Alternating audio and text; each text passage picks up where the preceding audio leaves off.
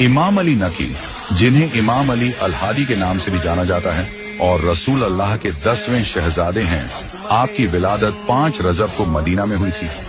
आप 14 मासूमीन में 11वें नूर हैं।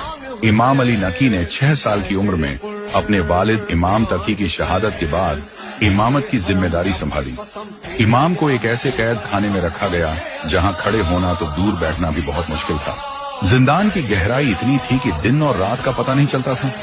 इतनी मुश्किलात के बावजूद भी इमाम अली नकी की इबादत में कोई कमी नहीं आई।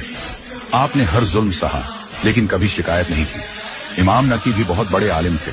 आपको 17 साल तक कैद में रखा गया और 42 साल की उम्र में अल मुताज ने जहर देकर शहीद कर दिया।